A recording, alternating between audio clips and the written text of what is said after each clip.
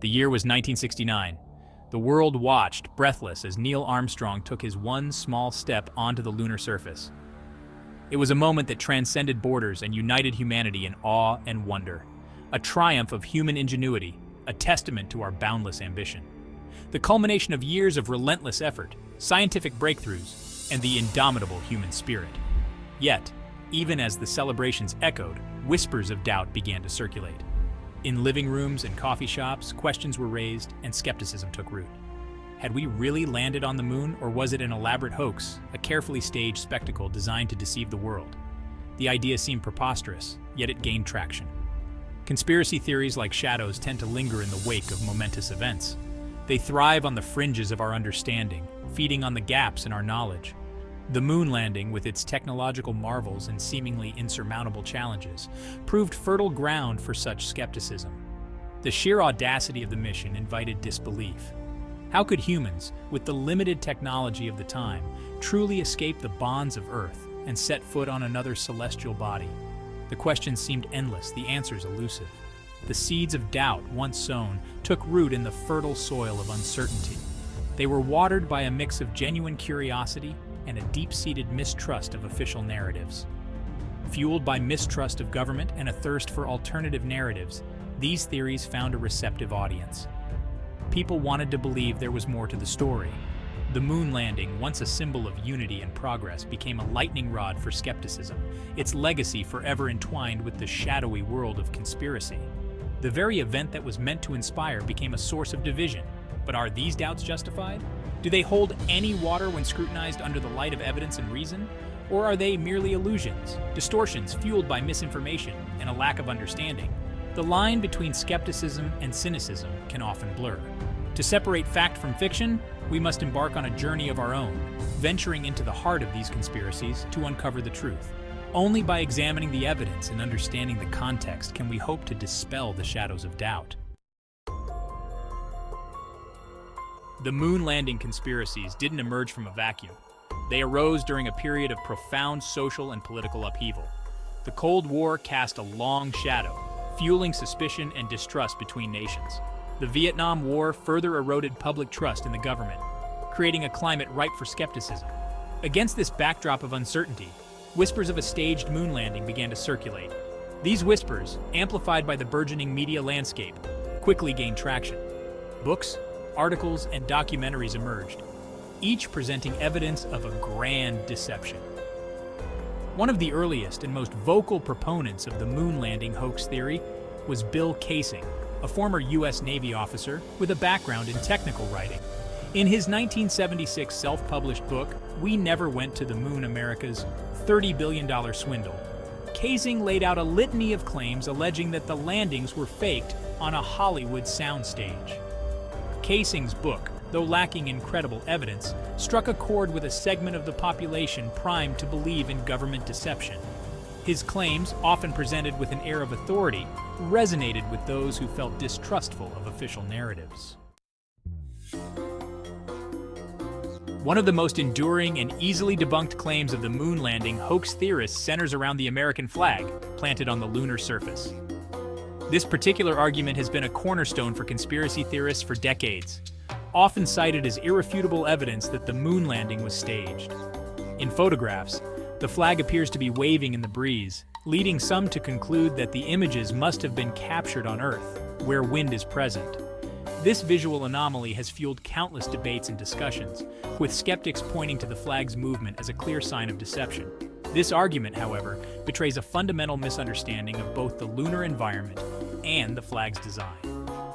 The moon's unique conditions are vastly different from those on Earth, and these differences play a crucial role in explaining the flag's appearance.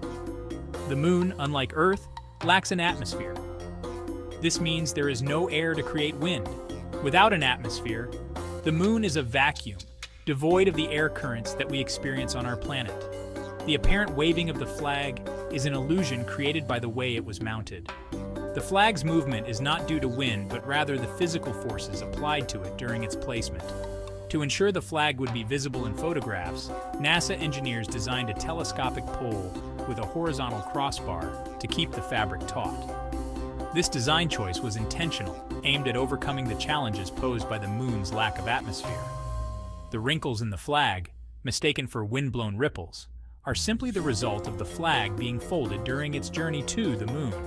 These creases remained in the fabric, giving the illusion of movement when the flag was unfurled. Furthermore, if the flag were truly waving in the wind, we would expect to see other objects on the lunar surface, such as dust particles being disturbed.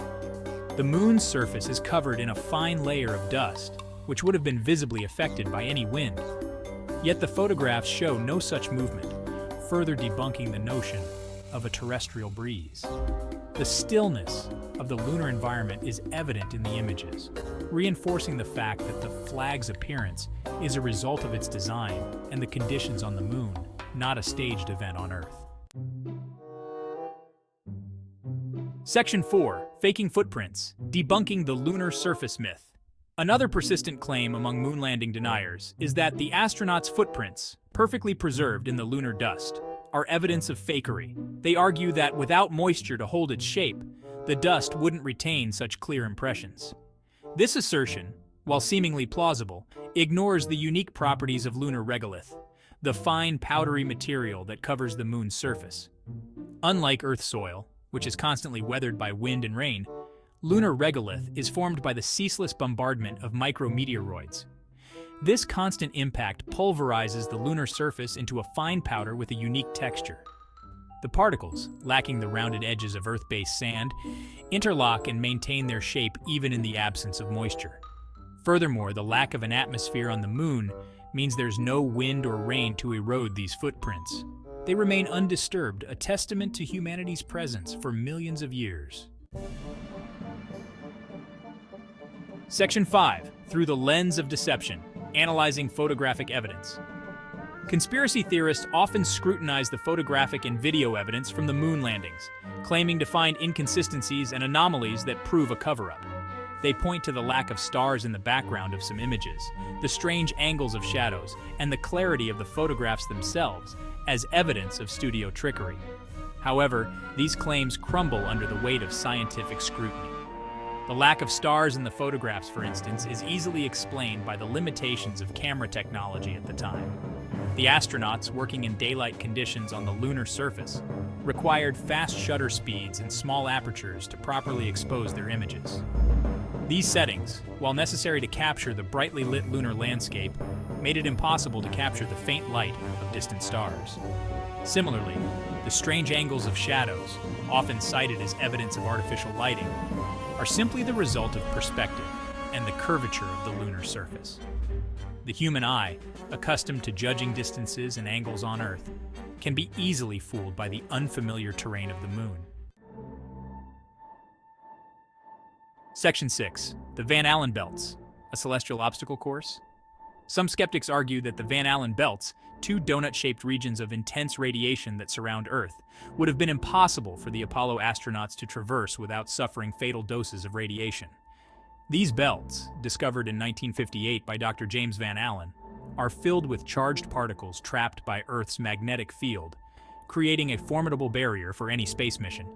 They claim that the technology of the 1960s was insufficient to shield the astronauts from this invisible threat. The era's technology, while groundbreaking, was still in its infancy compared to today's standards, leading to doubts about its capability to protect human life from such intense radiation. While it's true that the Van Allen belts pose a significant radiation hazard, their danger was well understood by NASA scientists at the time of the Apollo missions. Extensive research and testing were conducted to understand the nature of these belts and to develop strategies to mitigate their risks. The spacecraft's trajectories were carefully planned to minimize exposure to the belts. By choosing a path that skirted the edges of the belts, NASA was able to significantly reduce the time astronauts spent in the most dangerous regions. Moreover, the Apollo spacecraft were equipped with radiation shielding to protect the astronauts. This shielding was a combination of materials and design techniques aimed at absorbing and deflecting harmful radiation.